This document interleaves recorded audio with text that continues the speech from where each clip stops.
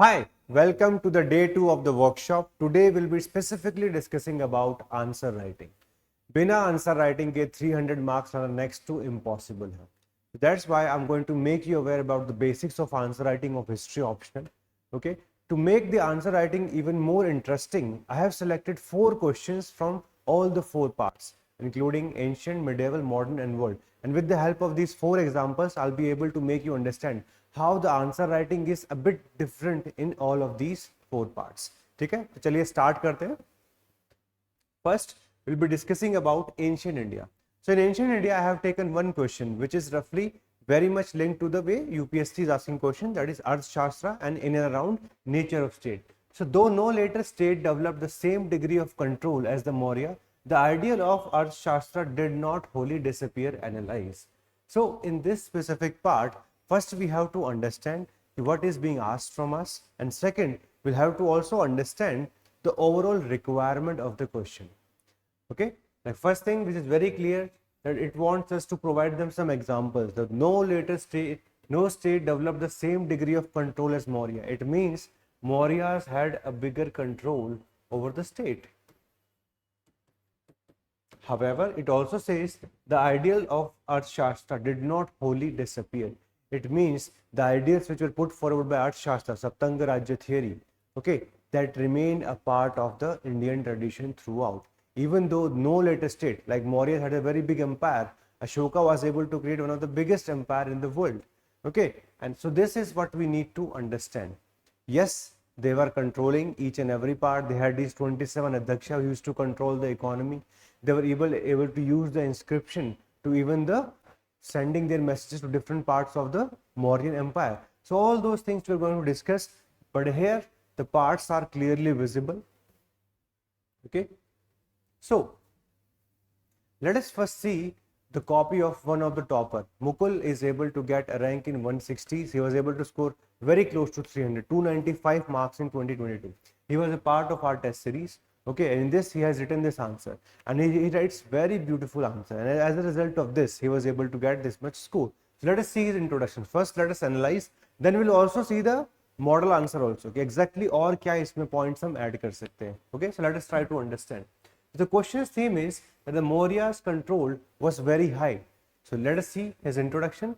Arthashastra written by Kautilya is referred to as one of the principal sources of Mauryan period. So he has just highlighted the source itself. Okay, it talks about the state that is very powerful, centralized, and tends to control the people, produce, and resources with robotic precision. The statement that he has written, it is directly given in Upinder Singh. Okay, if the checker is going to check, they'll get an idea that the person knows the theme of the answer. So when you write such introductions, you're bound to get very good marks. The first 3 lines, they are average, but the next 2.5 lines, they are very specific that he has written, and this is always going to fetch more marks, and he is able to catch the theme.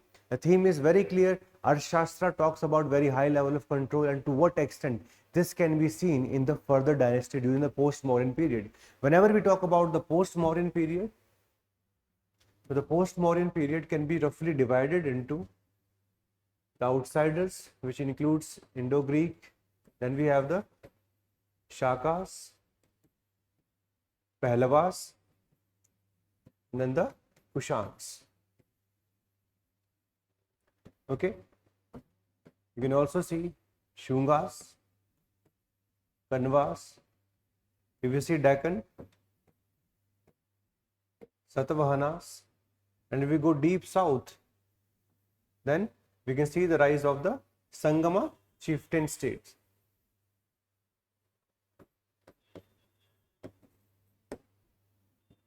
Okay, so you can compare this with the post-Mauryan dynasty, and the question has not restricted you to limit yourself to post-Mauryan period. It says thereafter. So you can go even to Gupta, Vakataka, Harshvardhana, whatever example that you know of the latest dynasties that can be used for comparing it with the Mauryan period. This is what you're going to remember. Let us see further. So what are the various ideals of Arthashastra? Strong centralized political control. Okay, so here he has given an example. The Kushana established a strong twin capital at Purshapura as well as Mathura and covered parts of Afghanistan and Central Asia as well. It means the empire building process which began under the Mauryas, it was not the complete kind of offbeat thing. Okay, it continued, and the same was done by Kushan.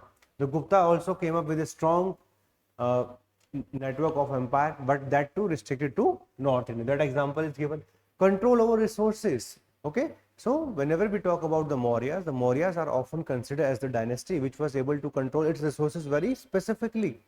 They were having complete control over mining, textile, many of these economic activities. So that's why he has specifically used those points which are directly linked to Arthashastra. So without mentioning points specifically about Arthashastra, he is able to bring them in the subheading, and that is something which is very unique.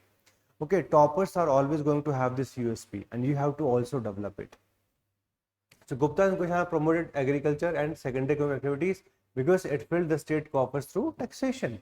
So Mauryas also, they were very much specific about the taxation. Okay, and as you can understand, Arthashastra mentioned revenue is the foundation of the state. If you do not have revenue, no state can be run. That's how the second point is very important. Third, control over trade and commerce. Satavahanas, Tamil polity. You can see all the examples. He has started from post-Mauryan period, going all the way up to Guptas, and then he will go even further. Control over people. Okay, so Guptas employed spies, strict judicial legal system to control the lives of people. Evidence against the ideals of Arthashastra.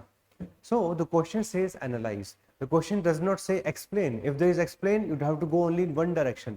But whenever there is analyze, in 15 marker, okay, it is a 15 marker question, you have 3 pages, analysis part is required. If you are not writing, it means you are not even trying to explore the possibilities which may go against the statement, and that is required in UPSC. It's not a state PCS exam. In state PCS exam, information at times becomes more important than the analysis, but here analysis is very important. So let us see the analysis part.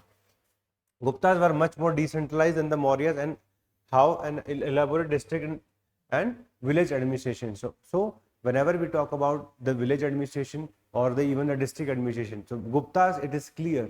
Okay, it is more elaborate than that of the Mauryas. Even though some information is provided by Megasthenes, but it is not verified by Arthashastra.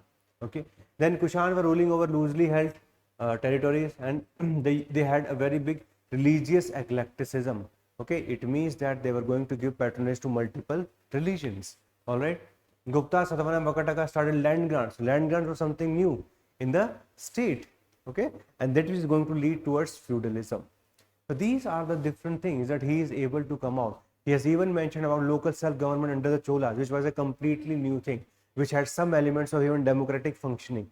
So the complete relevance of each and every point is very well crafted in this answer.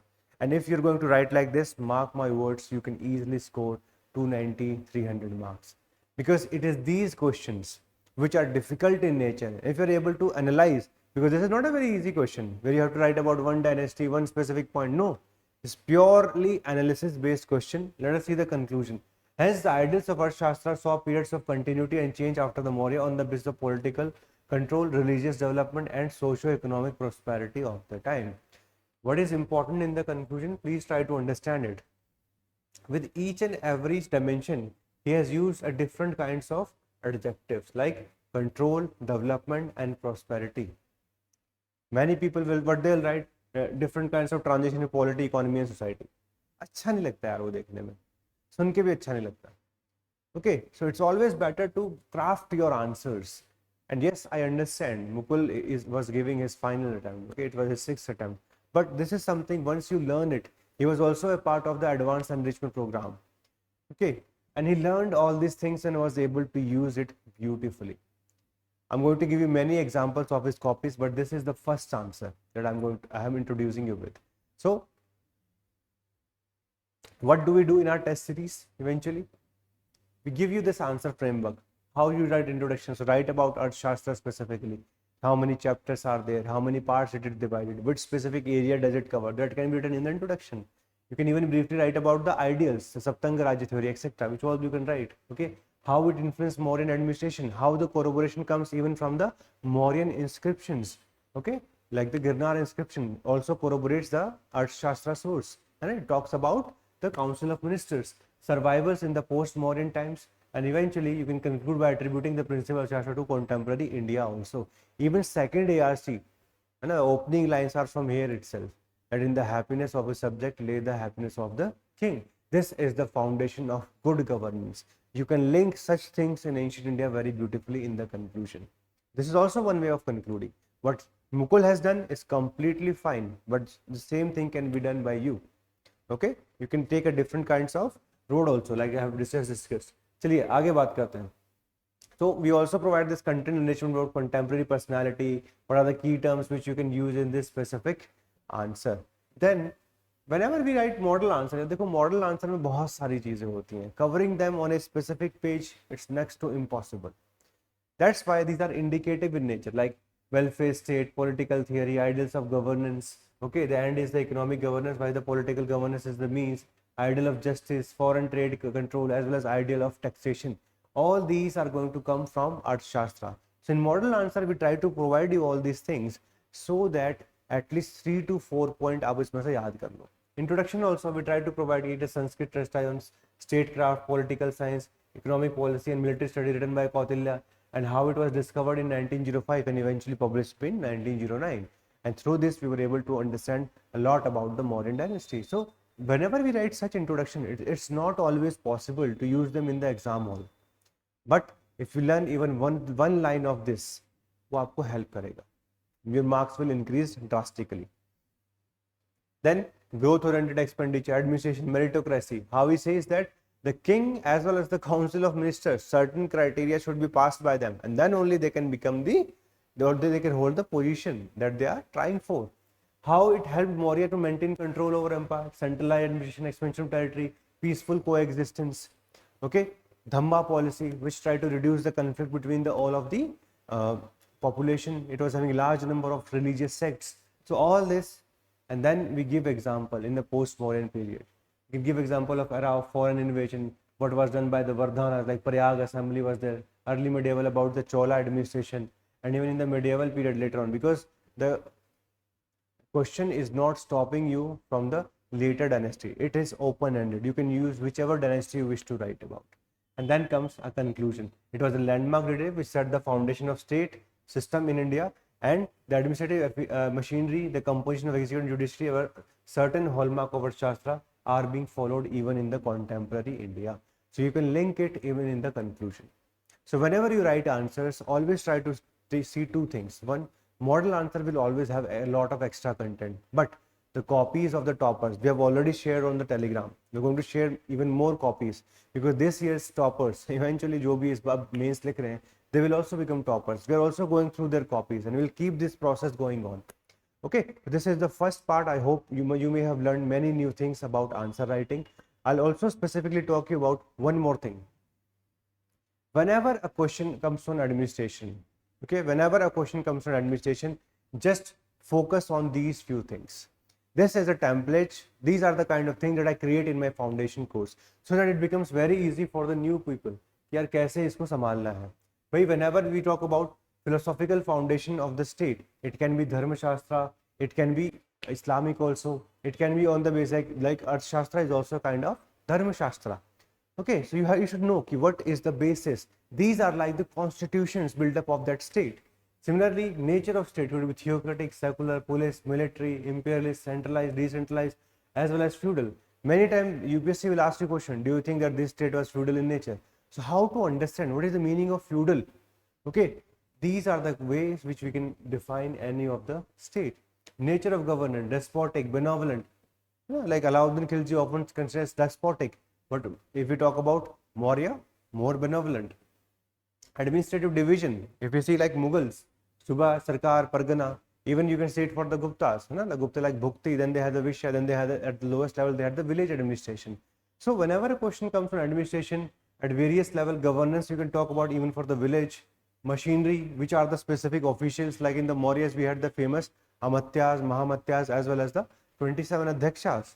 And finally, if they have some distinct feature, like when we talk about Sher Shah Shuri was having a very innovative thing, system of local responsibility. If it means, suppose if you are a police officer and a crime is getting conducted in your area, and if you're never able to punish that person or catch him, then you will get punished. This was a system of local responsibility. So whenever we talk about any specific dynasty, some distinct feature will always be there. So if a question comes on administration, try to remind yourself of these 6-7 pointers, and you'll always be able to write a very good answer on the basis of this. Because many times हमें समझ ही नहीं आता अब क्या करना है administration में, क्या लिखें इसके अंदर. So remember these 5-6 points at least. This is going to ease your way out. Okay, so this is the first part. Then in the second part, I'll be discussing about the medieval India, and we'll take one question, we'll see the copy of the topper, and then we'll also see specifically the model answer, and we'll also create a framework. Okay, so all the very best.